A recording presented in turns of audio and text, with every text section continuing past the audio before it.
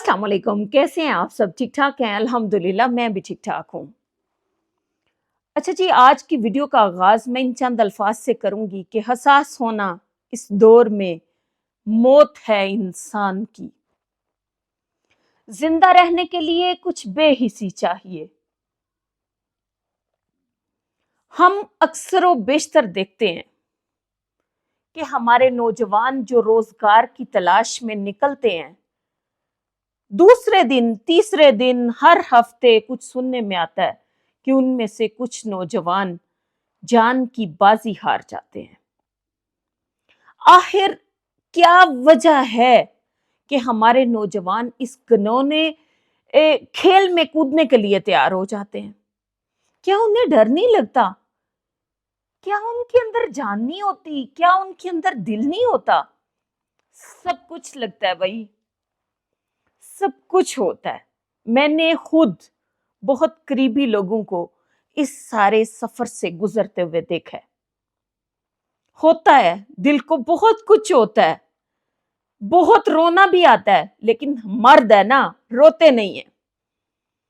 तो क्या चीज है आखिर जो उन्हें इस बात पे आमादा कर देती है कि एक पिछले हफ्ते कश्ती डूबती है और अगले ही हफ्ते हमारे नौजवान फिर से तैयार हो जाते हैं उस खेल में कूदने के लिए, जान की बाजी हारने के लिए। भाई देखें, आपको मंजिल पे पहुंचने के लिए कोशिश करनी चाहिए, रास्ते पैदा करने चाहिए। आपको एक उम्मीद होती है कि आज नहीं, मैं और मेहनत करूं, मैं और मेहनत करूं, मैं मंजिल मकसूद पे पहुंच जाऊंगा। लेकिन जब आपको नजर आ रहा हो कि या आर है या पार है, तो फिर कैसे? बड़ा जिगरा चाहिए होता है, इतनी आसानी से नहीं होता। वो भी माओं के बड़े लाडले बेटे होते हैं जो इस काम के लिए निकलते हैं। बड़े नाजो अंदाम से पले, घर में बहनें खाना ला के देती हैं तो सौ सौ बातें करते हैं। ये ठंडा क्यों है, इसको गर्म करो, मेरे कपड़ों पे भल क्यों है, इसको अच्छी तरह इस्त्री करो। ये वही मांग के लाडले होते हैं जो जिनको हजार दफा माओ को उठाना पड़ता है, किसी काम के लिए कहना पड़ता है। तो क्यों आखिर वो जान की बाजी लगाने के लिए तैयार हो जाते हैं? कोई तो मजबूरी होती होगी ना। क्या आपके ज़हन में ये सवाल पैदा नहीं होता? बेहिसी के इस मुआशरे में मुझे समझ नहीं आती कि क्या वो बच्चे ठीक हैं या हम लोग ठीक हैं। मुझे तो खुद इस बात की समझ नहीं आती कि इतने बेहिस मुआशरे में जिया जाए तो कैसे जिया जाए, क्यों जिया जाए? कि इस बेहिसी की बुनियाद कौन है? हमारे हुक्मरान, हमारे अपने घर वाले, अपने रिश्तेदार, अपने गली मोहल्ले वाले, हमारे दोस्त अहबाब, सब हमारे बहन भाई इस बात में बराबर के जिम्मेदार होते हैं।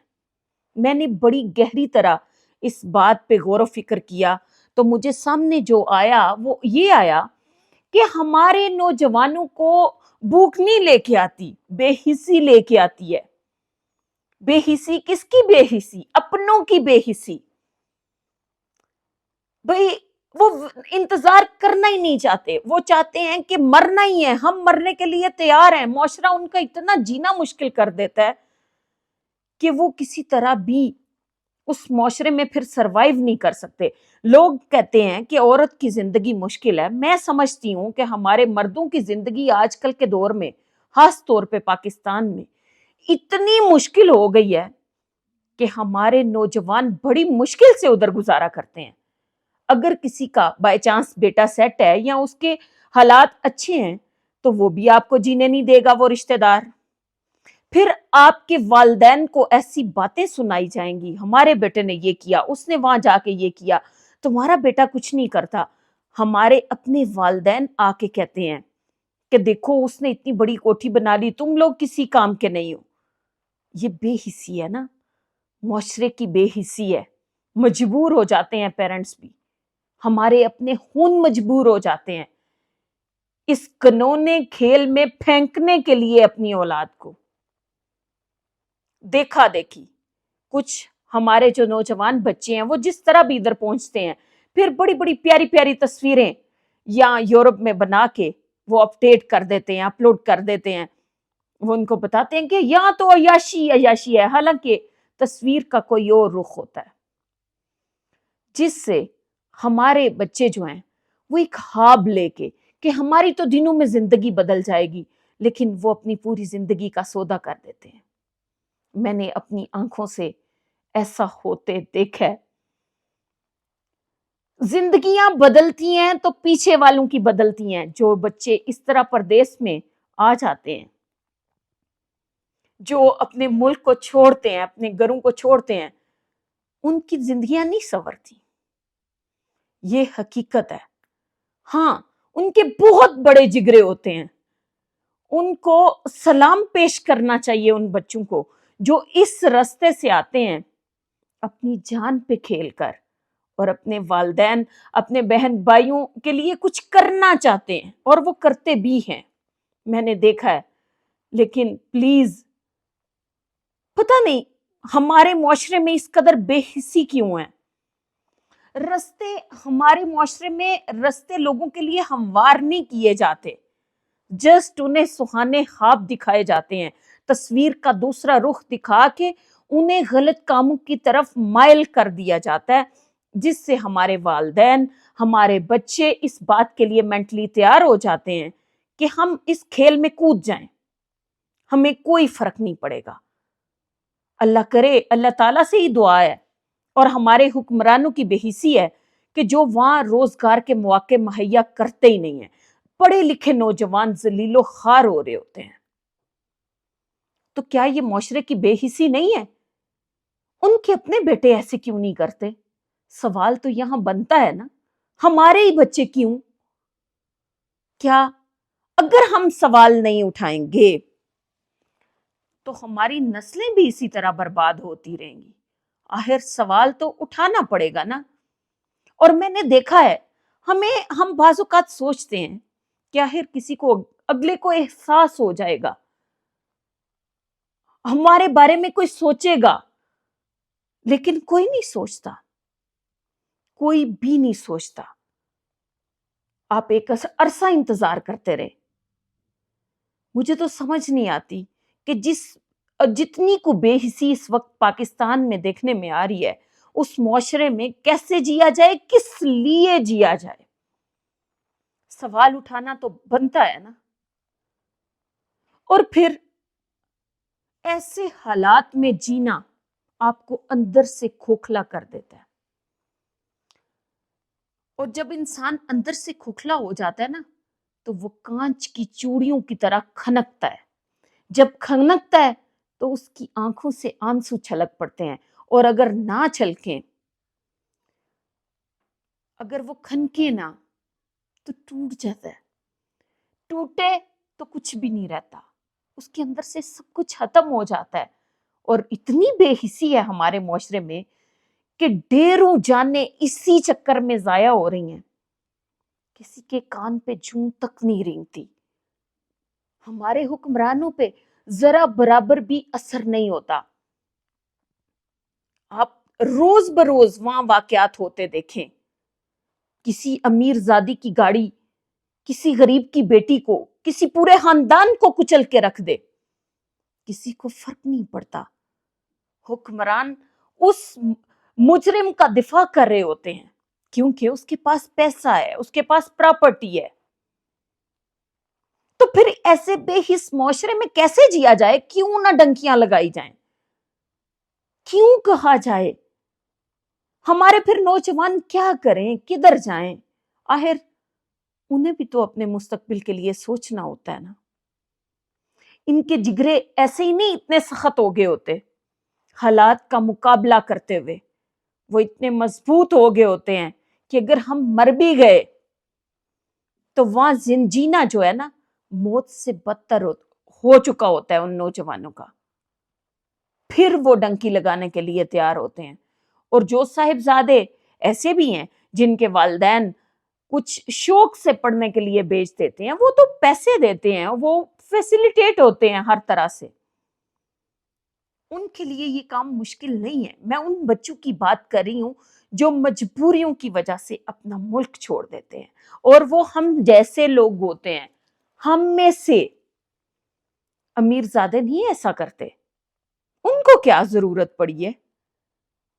کون موت کے ایک دریا میں کودتا ہے جب سامنے آپ کو نظر آ رہا ہو، 2 فٹ آپ کی کشتی اونچی ہو، نیچے پانی ہو، سمندر کا کالا پانی جس میں طرح طرح کی سمندری مخلوقات ہوں، تو کیسے دل کرتا ہے؟ جب کوئی ماں دیکھے اس کا کیسے دل کرتا ہے؟ آخر کیوں ہماری مائیں اتنا بڑا جگرا کر لیتی ہیں؟ ہمارے انسانوں کی، ہمارے معاشرے کی، ہمارے حکمرانوں کی، ہمارے رشتہ داروں کی، ہمارے اپنوں کی بے حسی اس کام کے لیے آمادہ کر دیتی ہے۔ آپ کے اپنوں میں اگر کوئی حالات اس کے اچھے ہیں تو وہ آپ کی پیسوں سے ہیلپ کر دیتا ہے، آپ کے لیے روزگار پروائیڈ نہیں کرتا۔ ایسا نہ ہو یہ انڈیپینڈنٹ ہو جائے۔ اچھا، یہاں سوال یہ پیدا ہوتا ہے کہ میرے جیسے کئی خواتین ہیں جن کے پاس پاکستان میں روزگار تھا، پھر بھی ہم نے اپنا ملک کیوں چھوڑا؟ تو اس کا بھی یہی جواب ہے، رشتوں کی بے حسی ہم لوگوں کو اس بات پہ آمادہ کر دیتی ہے کہ ہم چھوڑ دیں۔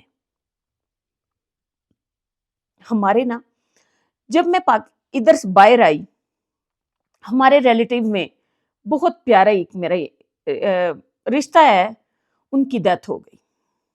اب میں ان کا ذکر نہیں کروں گی کہ کون سا رشتہ ہے، لیکن بڑا قریبی، بڑا پیارا رشتہ، ان کی ڈیتھ ہوئی۔ ہم بھی ان کی وفات پہ موجود تھے۔ میں نے وہاں، اور میں نے ایسی ہزاروں گھر دیکھے، ایسی ہزاروں فوتیاں دیکھی جہاں ایسا ہی کچھ ہوتا ہے۔ ہمارے معاشرے میں اس قدر بے حسی ہے کہ بس انسان اس پہ کیا کہے۔ میں نے وہاں دیکھا قریب سے کہ کچھ خواتین پیچھے بیٹھی باتیں کر رہی ہوتی ہیں، آگے ڈیڈ باڈی پڑی ہوتی ہے۔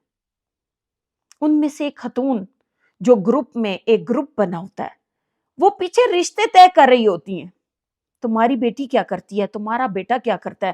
ہمارے معاشرے میں، ہمارے لوگوں میں اس قدر بے حسی ہے۔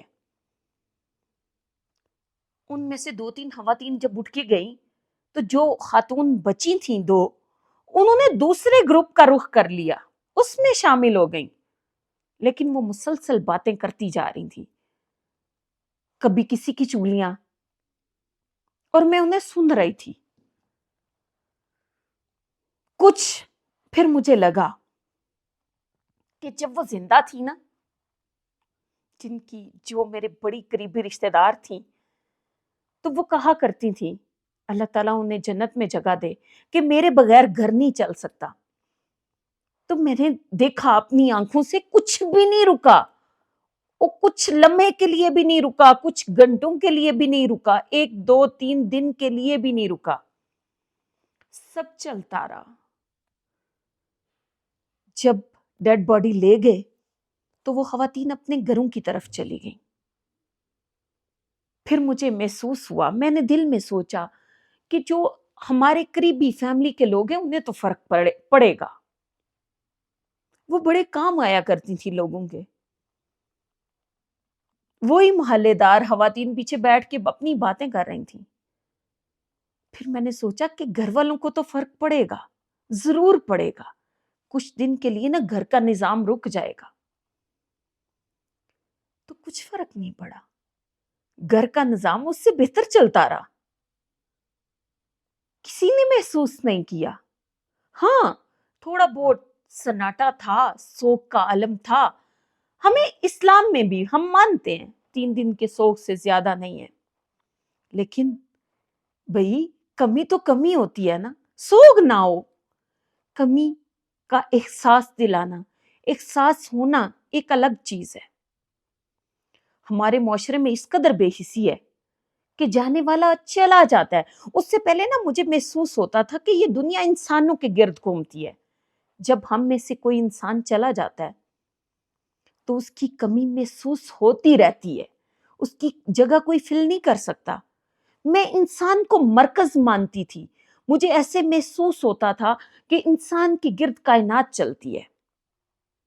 لیکن جب میں نے اپنی آنکھوں سے کئی بار کئی ایسے لوگوں کے جانے کے بعد یہ محسوس کیا کہ انسان مرکز نہیں ہے، مرکز کچھ اور ہے، میں نے اپنے ذہن میں سوچا انسان کی دنیا میں ویلیو ہی نہیں ہے، ذرا برابر بھی ویلیو نہیں ہے۔ ہم جب تک زندہ رہتے ہیں ہم خود سے سوچ رہے ہوتے ہیں ہمارے بغیر یہ نہیں ہوگا، ہمارے بغیر وہ نہیں ہوگا، یہ کام رک جائے گا، وہ کام رک جائے گا۔ بھئی کسی کو کوئی فرق نہیں پڑتا۔ کچھ دن کے لیے آپ کا نام بھی یاد رکھا جاتا ہے، بعد میں لوگ بھول جاتے ہیں۔ پھر آخر کیا چیز ہے جس کے گرد یہ کائنات گھومتی ہے؟ تو پھر میں نے اس پوائنٹ تک پہنچنے کی کوشش کی اور محسوس کیا، آج یہ محسوس ہوتا ہے کہ وہ مرکز صرف اور صرف اللہ تعالیٰ کی ذات ہے، جس کے بغیر دنیا کا نظام نہیں چلتا، جس کے کچھ بھی اگر وہ خود کو روک لے تو ہمارا تو ایک دن بھی نہیں گزر سکتا، ہمارا سسٹم ہی اس کائنات کا نہیں چل سکتا، اور وہ صرف اور صرف اللہ تعالیٰ کی ذات ہے۔ انسان کی اس دنیا میں کوئی ویلیو نہیں ہے، لوگ دنیا سے چلے جاتے ہیں، نوجوان چلے جاتے ہیں، بوڑھے چلے جاتے ہیں، آپ کی کوئی ویلیو نہیں ہوتی، کچھ بھی آپ کے جانے سے نہیں رکتا، دنیا کا نظام ویسے کا ویسے چلتا رہتا ہے۔ تو پھر ہمیں اس مرکز کی طرف گھوم کے جانا ہے جس کے بغیر یہ دنیا نہیں چل سکتی، تو وہ ہے اللہ تعالیٰ۔ اگر ہم اپنا رخ اس کی طرف موڑ لیں گے تو ہم سمجھیں گے کہ ہم نے سب کچھ پا لیا، ورنہ ہماری ایک ٹگے کی ویلیو نہیں ہے۔ یقین جانیں اس قدر یہ بے حس دنیا ہے، آج کے کل دوسرا دن، آپ کو لوگ یاد بھی نہیں رکھتے، آپ کی شکلیں بھول جاتے ہیں کچھ دن تک، کوئی 2-4 دن کے بعد، کوئی ہفتے بعد قبرستان کا بھی چکر لگاتے ہیں لوگ، بعد میں وہ بھی نہیں۔ تو پلیز کوشش کریں، ہمیں اپنے معاشرے سے اس بے حسی کو ختم کرنا ہے، کیونکہ جب تک ہم اس بے حسی کو ختم نہیں کریں گے ہم ٹوٹتے رہیں گے، ہمارے اندر کھوکھلے ہوتے چلے جائیں گے، ہمارے اندر بیماریاں، کینسر، بھئی کہاں سے آ گیا یہ کینسر؟ ہمارے اندر سے یہ بیماری اٹھتی ہے، کہاں سے آ گیا؟ رشتوں کی بے حسی سے آیا ہے۔ کیوں ایسی امراض سننے میں آ رہے ہیں آج کل؟ کیوں بھئی؟ کیا وجہ ہے؟ پہلے نہیں تھے، بہت کم سننے میں آتے تھے، آج کل ہر دوسرا بندہ ایسے گنونے مرضوں کا شکار ہے۔ کیوں بھئی؟ بے حسی، انسانوں کی بے حسی، رشتوں کی بے حسی۔ پلیز ان چیزوں پہ غور کریں، ان چیزوں پہ سوچیں، اپنوں کا خیال رکھیں۔ یہ دنیا میں ایک بار آنا ہے، اور جینے والوں کو چاہیے کہ وہ اپنے رب کی طرف اپنا رخ کریں، اسی سے مدد مانگیں، اس مرکز کے گرد گھومیں، وہی ہے جس کے گرد دنیا گھومتی ہے، اس کے علاوہ کچھ بھی نہیں ہے۔ تو رشتوں کے پیچھے بھاگنا چھوڑ دیں، آسانیاں بانٹیں، ایک دوسرے کے لیے آسانیاں بانٹیں، شوخیاں مار کے لوگوں کو مت دکھائیں، لوگوں کو مت بہکائیں۔ دیکھیں کسی بھی انسانی جان کا خیال رکھیں، انسانی جان بہت قیمتی ہوتی ہے۔ اگر آپ کے آس پاس کچھ ایسے لوگ موجود ہیں جن کے پاس روزگار نہیں، تو ان کے لیے وسائل پیدا کریں۔ اگر اللہ تعالیٰ نے آپ کو دیا ہے وہ آپ کو اور دے گا، لیکن کم از کم ہمارے لوگ جان کی بازی تو نہیں لگائیں گے نا۔ سوچیں، ایک بندے کے سوچنے سے کچھ نہیں ہوگا، آخر سب نے اپنا اپنا حصہ ڈالنا ہے اس سوچ میں. تو ہم بدلیں گے تو دنیا بدلے گی. آج سے خود سے عہد کریں کہ کسی دوسرے کو بدل سکیں یا نہیں، ہم خود کو خود بدلتے ہیں. امید ہے یہ ویڈیو آپ کے لیے ہیلپ فل ہوگی. اپنا اور اپنے آس پاس والوں کا خیال ضرور رکھیے گا. خوشیاں بانٹیے گا، آسانیاں بانٹیے گا، سکون بانٹیے گا. خوش رہیں، آباد رہیں، مجھے دعاؤں میں یاد رکھیں. اگر میری ویڈیو اچھی لگے تو میرا چینل لائک اور سبسکرائب ضرور کیجیے گا. اللہ حافظ.